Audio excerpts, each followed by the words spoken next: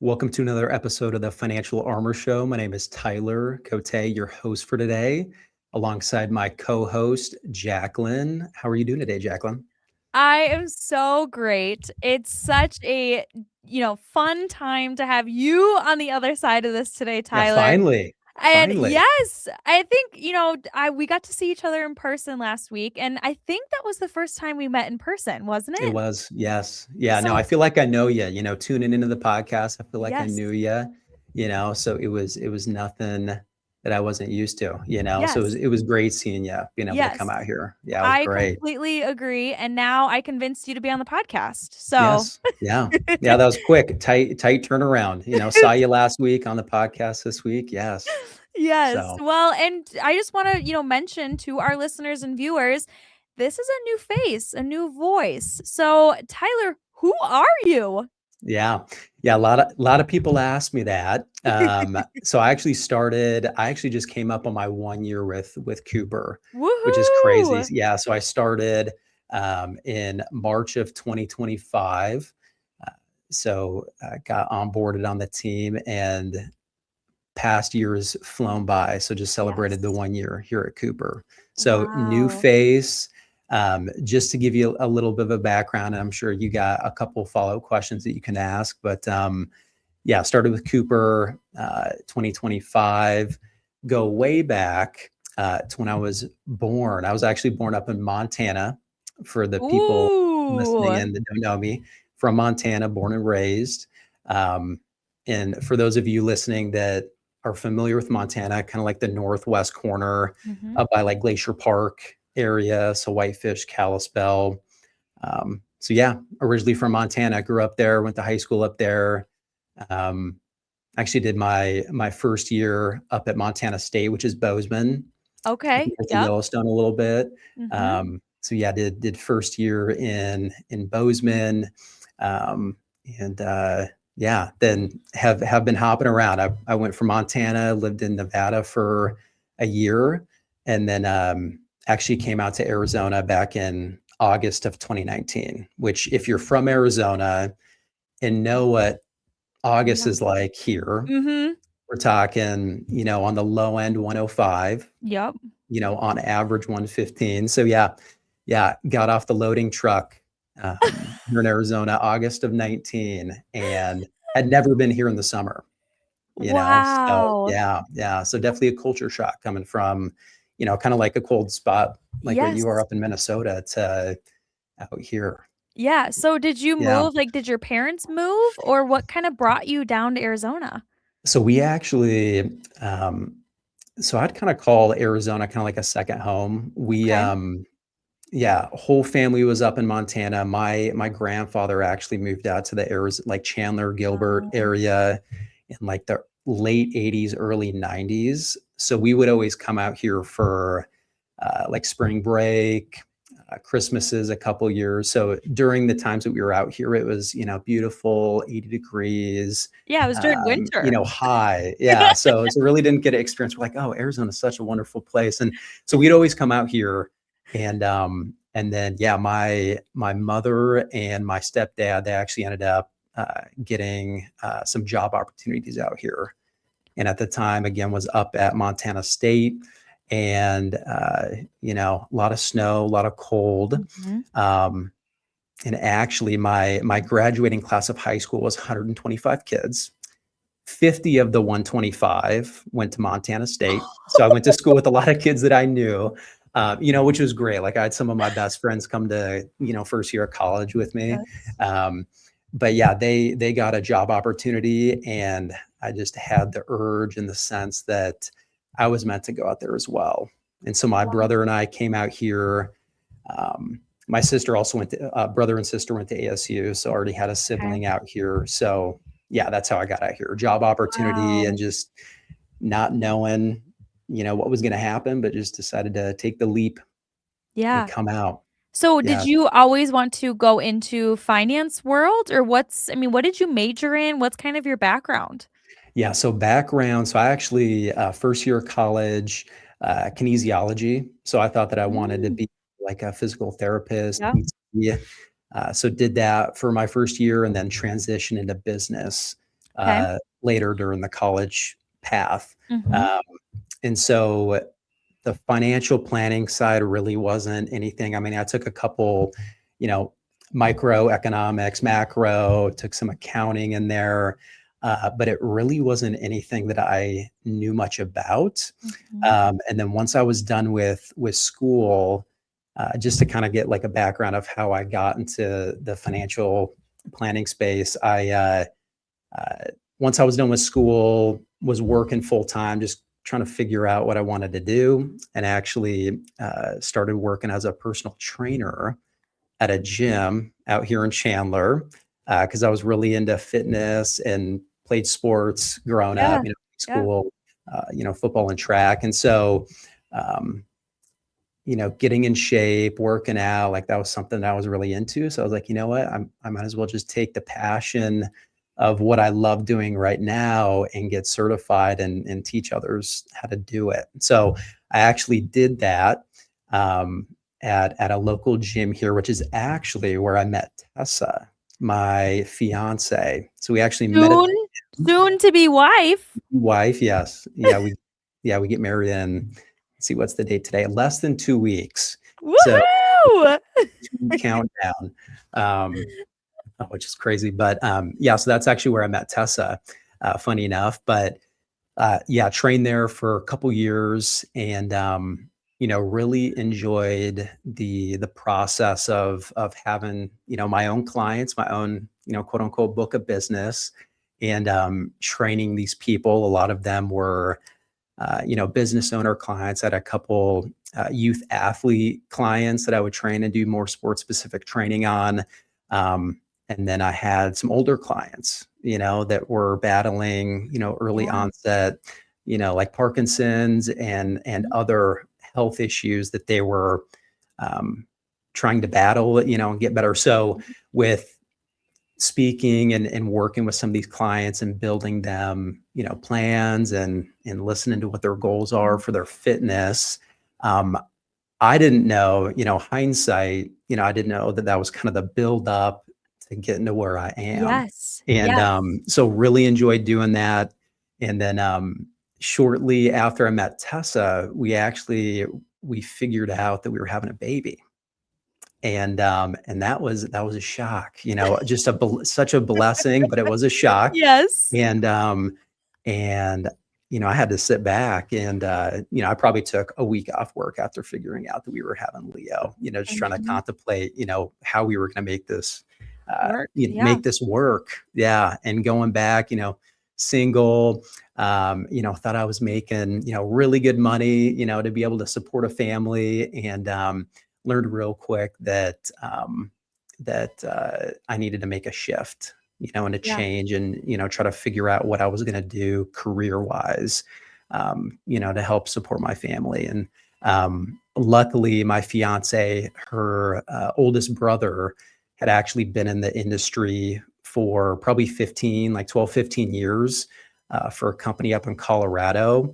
And again, knew nothing about finance. You know, all I knew was you know, saving and you know, a Mhm. little bit of investing. And he actually introduced me to somebody out here in Arizona, you know, which is where I got the introduction and started my first, I guess, career job as a financial service professional out here in Yeah. Arizona. So that was Yeah. kind of the plug in, you know, family was the plug in, and Mhm. really didn't know what I was doing and getting myself into. But looking back, I mean, it was Mhm. probably one of the best decisions that I could have made, was making that transition and biting the Mhm. bullet and getting Mhm. certified and doing this.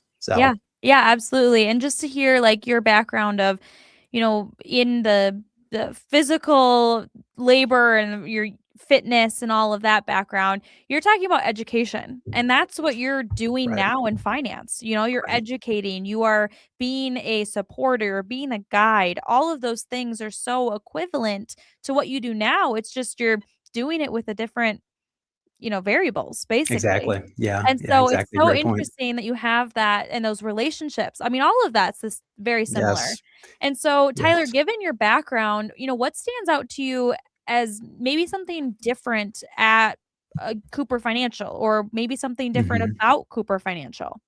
So the first, I guess, job that I got in the finance space, I was working with uh, they primarily do insurance. They do insurance and investments, but it was primarily life insurance, disability insurance, Mhm. standalone long-term care. Uh, and at the time, a lot of the clients that I was working with, they were young professionals, late 30s, mid 30s, still working. Um, and, and that's all that I did. I didn't, I maybe, talked about, not necessarily giving advice, but, giving education on, tax-free account, like a Roth or like an IRA, just kind of coaching people how to kind of start saving for Yeah. the future. But a lot of the work that I did was more on the insurance side. And so worked with that company for about 2.5 years, and I loved it. The first year learned a lot. I wouldn't take anything back. I'd worked there over and over. It gave me a lot of great exposure to the industry, and failed a lot during that time frame, but also learned a lot, during that time frame. And we won't get into the specifics, but had a couple really, really great mentors there that had built some really successful practices there. But there were also people there that I could just kind of sense, with it being a primarily insurance driven business Yes. model, they felt burnt out.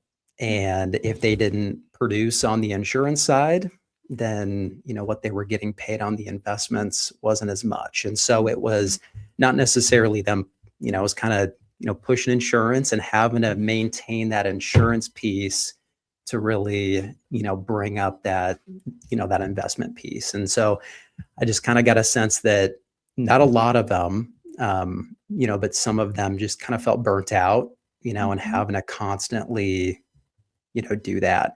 And so Yeah, uh, you're looking at the transactional sales side yes. versus the relationship side. Yep, yep, 100%. Yep. And and I knew that that's not, I'm like, man, if these people are as successful as they've been, and they're feeling like this, do I see myself kind of being in that same spot? And Mhm. I didn't. And thank God I got out of there. Mhm. Again, great experience, but I just, outside of how I was brought up within that first job, I didn't know what I didn't know. So Yeah. going from primarily insurance with a little bit of investments, to Mhm. then the second job that I had was working for a large brokerage firm here in Arizona. And they did kind of the opposite. They did more investments, and some of the advisors did a little bit of insurance, but it was mainly a lot of that investment Mhm. strategy planning. Yeah. And worked alongside a lot of advisors there, and helping them with, new accounts, and setting up some of these accounts that a lot of Mhm. their clients were utilizing to save for retirement. So I got a good taste of both sides of the coin, Mhm. insurance and investments. And at the end of that second, I guess, career job, I, was feeling a little uh, discouraged with how a lot of the industry was. And Mhm. again, with that second one, I knew that I didn't, I just couldn't see myself there long term. Mhm. And so I decided to put in my job application at a couple different financial institutions here in Arizona, and found that a lot of them were the same. Really? And a lot of them were the same. A lot of them were either primarily insurance focused or Mhm. primarily investment focused, and there weren't many, uh, there weren't many companies that specialized in both. Mhm. And and uh, Yeah, and and then I that's would when I say got introduced to Cooper. Yeah. yeah, yeah, So and I would say too, Cooper, we talked about this last week at the Women's and Wealth event, which was fantastic, by the way. So for our listeners and viewers, please look forward to another one. mhm, But I will say, we talked a lot about the education, and now what you're talking about is the coaching.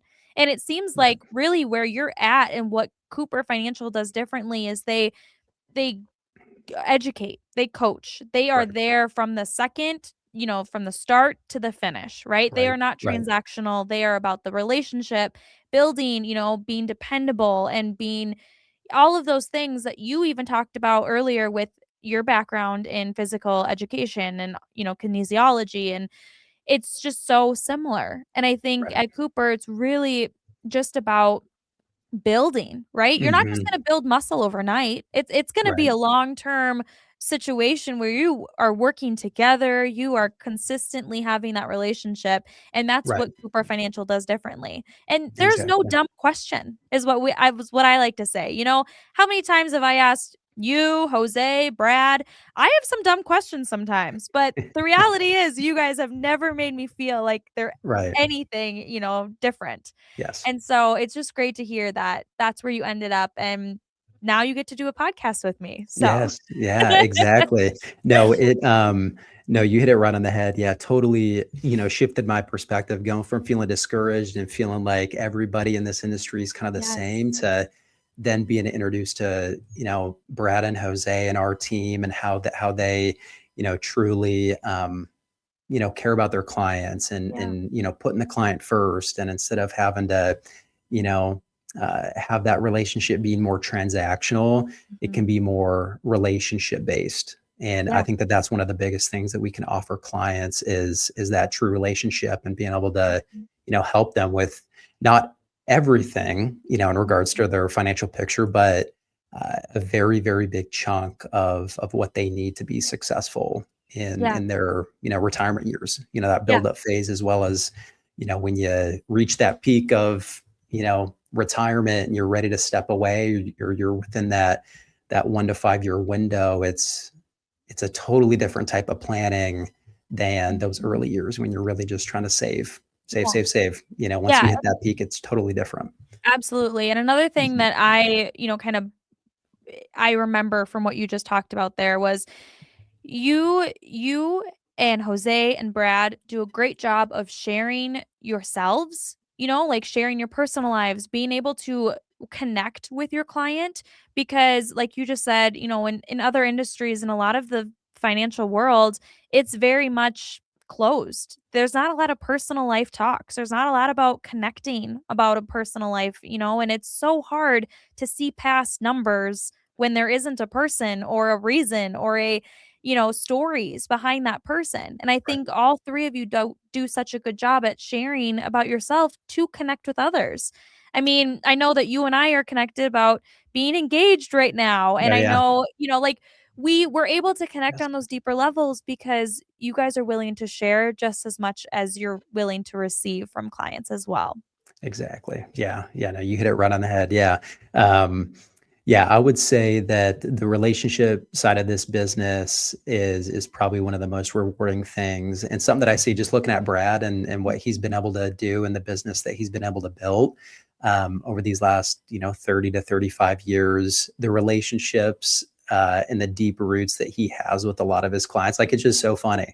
You know, I Uh-huh. just I just think about if I were to be in another meeting with another company, it would be all about the numbers and all about, hey, how Mhm. can we invest more and more? And, Mhm. it's a totally different conversation that we're having Mhm. with our clients. It's how's the family? Yeah. How's your health?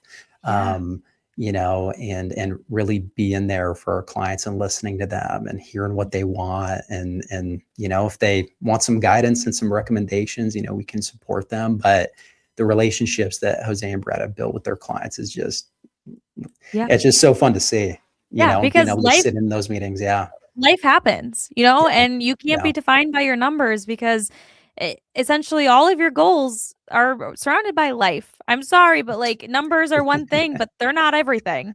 Right. And Right. so just to kind of finish this, podcast up, what as a young financial services professional like yourself, Tyler, and truly kind of getting started in this industry, learning your way, what are some of maybe the biggest challenges that you see retirees facing specifically right now? So I would say the biggest ones from both personal experience, I've had family go through, financially rough times, as well as not preparing, and waiting to that last minute, right? Because we all think that we're Superman and that we have all this time in the world. But if you don't do the proper planning and, and get it done, it's not necessarily, yeah. I mean, it could be worse for the individual. It could make their family life strain even more. So I would say the three biggest risks would be the tax planning component and trying to minimize, tax exposure, and Yes. trying to coach clients and educate them on how to divorce. We like to say how to divorce the IRS, you I know, love that. because we all have that Uncle Yeah, Sam, and and on Irma. and Aunt Irma. Can't forget about Auntie. Um, how do we mitigate as much tax as we can? So I would say that's probably one of the biggest ones. And when we're talking with new clients that have, advisors that have, given them great recommendations, but maybe just not great recommendations and putting their dollars in the right spot. They're gonna run up on, and they might not feel it now, because they're not having to, pay a lot of those taxes now, but they will in the future. So it's really coaching our clients on, okay, hey, you have a lot of these taxable investment accounts. How do we move you from taxable to tax-free in an efficient way? So tax planning would probably be the biggest one. Number two, income planning, and helping clients project out so that they don't run out of money and so that they don't outlive their money, right? We're seeing a lot of people these days living longer, right? Just due to health and wellness, and then you got inflation in there, right? Things are getting more Yes. expensive. So you've got a combination of things getting more expensive and people living longer. And Mhm. if you don't have the right plan, and if you don't have a, compass to navigate that, uh, it's sad to say, but a lot of people are probably going to have to go back to work, Mhm. um, and that's not good. So that's one Yeah. thing that we help our clients out with. And then the last, but not least, with all the planning that we do, we have some great strategic partners that help a lot of our clients out with estate planning as Mm. well. In previous jobs that I've had, estate planning wasn't talked about. And until I started with Cooper, I then dove in and really started learning the complexities of estate planning, and not everybody needs a trust. Mhm. Not everybody needs a trust, and that's one thing that we can coach clients on is, hey, maybe a will be good, or getting some just simple power of attorneys in place, right? Mhm. The estate planning and what it could do for a lot of our clients and navigating those complexities, not just now, but when they pass away, and if they're planning to leave money to heirs, it's tying that in as well. So when you Yeah. take the investment planning and you take the tax planning, and then you tie in a third one, the estate planning, that's probably one of the biggest value adds that we can add to clients, is being able to, house everybody in one Mhm. spot and bringing in the investment advisor, the insurance, the tax preparation and the estate planning into one spot, to make sure that they're doing everything as effectively and as efficiently as possible. So I would say those would be the top three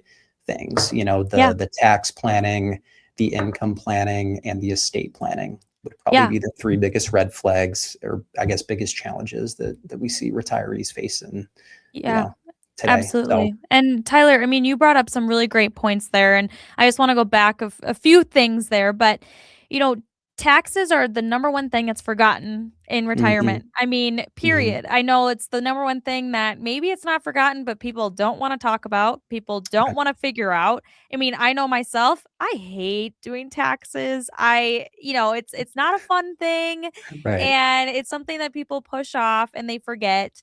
yes, And then when it comes down to, estate planning too, and we talk about wills and trusts but the most important thing, and we've said this before, beneficiaries trump all of that. right, And so, right, it really starts with beneficiaries, but what does that even mean? And where are the beneficiaries located? Where do I have to do this? right, And there's just so many things that we put off because you think "Oh, I'm not, my time's not yet," or I'll figure it out when I get there. But really when it comes down to retirement, it's all encompassed in a plan, a holistic plan that's individualized or with your spouse, and it's working with a financial professional to figure out maybe what pieces of the puzzle go together and how they go together because each plan's going to be very different. Exactly. Yeah. Yeah, and that's one thing, it's not a financial plan isn't it shouldn't be a cookie cutter approach and Mhm. in previous jobs and you know, a lot of our industry, it's very cookie cutter, Mhm. and especially with your plan, it's a living and breathing plan. It Mhm. shouldn't be a, hey, here's your plan for the next 15, 20 years. Just like what Yes. you said, things change, family Mhm. dynamics change. Yeah. Everybody's personal situation change. So making sure that you work with somebody that, update that, whether that be quarterly Mhm. or semi-annually Mhm. or annually, it's going to be a constant shift and change. And you want somebody, that understands you, Mhm. to be that person Yeah, to help and you not navigate those only tough. not Yeah. only understand you, but understand the rules and regulations because those are always changing. We like to Right. say that it's written in pencil, Right. and to have somebody in your corner, that's an expert in finances. It's so much to keep track of, and you don't wanna do it alone. Having Right. somebody in your corner to help you out, know how to understand what's new and to maybe explain it to you in a different way, that's what's important too. Yes, yes, and there's a lot of information out there. A lot of Yes. information with the social media and the TikTok. I Yes. get being in this industry, I get sponsored ads. I Okay. get sponsored ads for advisors, and Me too. I see a lot of the advertisements that are going out there, and it's scary to see that people, other people that aren't in this industry are seeing Yeah. this, and it's just scary, and it's just gonna, unfortunately, it's probably gonna get worse. It's gonna get Mhm, worse before it gets any better, mhm. unfortunately. But yeah, it's It's a it's finding crazy that right world. person. Yes, yeah, Well, Tyler, it has been such a pleasure to have you on the episode today, and yes. I Thank you for having really me. hope to see you again soon. But it'll be tough to, squeeze you in with Jose and Brad, who love Yeah, to do it too, yeah, so yeah. No, yeah, hopefully I can, get some more time on here. But yeah, it was great talking with you. And for our listeners out there, if you guys need anything, feel free to reach out to our office if you have any questions. We're always here to help you. Yes, So absolutely. So, and speaking of that, how can our listeners reach you at the office? so our website, just cooperfinancial.com. If you guys want to go on there and, and check out, our process and what we're about, or you guys can call our office. Our office number is 480-269-9444. Always happy to, answer any questions or, get together over a cup of coffee and talk through your specific scenario and plan and, ultimately see if we can help you, Yeah, at all. So absolutely. I love that. Well, thank you, Tyler. This has been a fantastic episode. It's great to get to know you behind the scenes, and I'm with the viewers on this. We hope to see more of you. So yes, that does thank it you. for this episode of Financial Armor with our host, Tyler Cote.